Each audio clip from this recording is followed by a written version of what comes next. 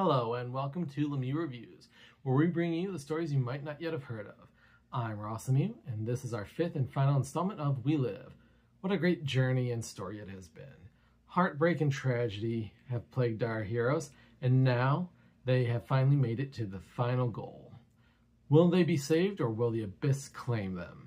Starting out with a cover that reflects the brutality of the series, We Live 5, Age of the Palladians, the culmination of the series. How will it all end? Will the question of what did it all mean be answered? We open with a huge group of children being led to the beacon. As the time draws closer for the day of salvation, armed guards guide them to the destination. Calamity strikes, like the vines that were devastating a city in the last issue. This one is hit by a giant tsunami, engulfing every building, even the massive tower, leaving the megalopolis control center wondering why Site 5 went dark. Only to have the answer to their question come in the form of the very room they are in collapse around them. At Site 3, the deadly storm rages on, with the bus telehelp steel tearing down the road, but a vine rips up from the ground, causing the bus to flip, leaving the survivors to crawl out. They are almost to their destination, the beacon and perceived safety in view. The only thought on Tala's mind, her little brother, who at that moment was being led through cubicles, looking like improvised surgical suites. On a table are a little girl and boy, the boy's arm removed so they could give the alien device to the girl. The city is quickly being overrun by the creatures, hindering Tala's progress. Hototo manages to elude one scientist, who pursues him down the hall, trying to sedate Hototo. But before he can subdue him, a root comes up from the ground and impales the doctor. The soldiers are trying to hold off the horrors as people get picked off. As Hototo approaches a hole in the wall leading to the outside world, one man tries to turn them away, saying he has orders that the beacon is closed. The siblings, finally seeing each other again, cry out for one another. Time is almost up, and the beacon starts to alight, causing the bracelets on each of the children's arms to glow with it. The clock strikes 0, and we are taken to the past, where an alien council stands conferring about the plight of the human race on Earth, and the extinction event about to occur. They argue and deliberate over what they call the two truths of the situation. One saying they must take in humanity, the other wanting to leave humans to their fate. The time comes to make a decision, for the council to vote on which path it will take.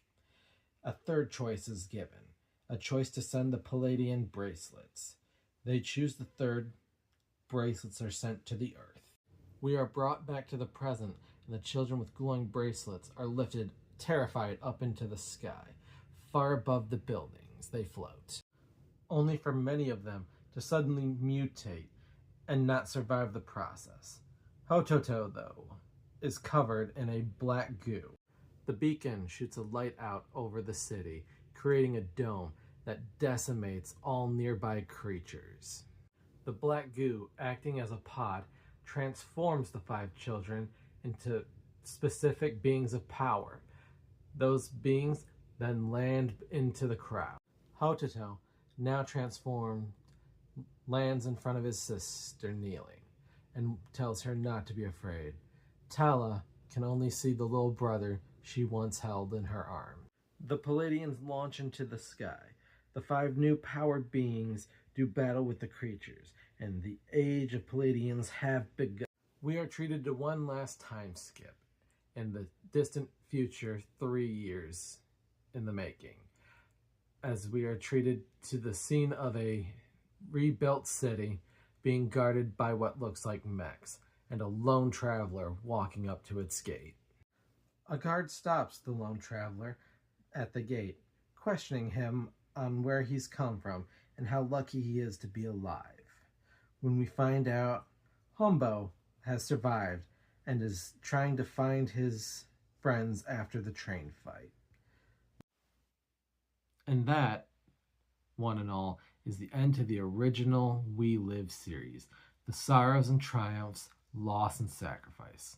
And while it follows the trend of many indie series, leaning a little too much into the shock value, the amazing art and compelling story hooked me in for every issue, watching the siblings' tribulations unfold and never giving up on each other, thinking we lost a legend like Humbo only for him to reappear at the very end. But it seems that his friend Alice is no longer with him. And so glad I was able to share this amazing story with all of you, and thank you all for joining me.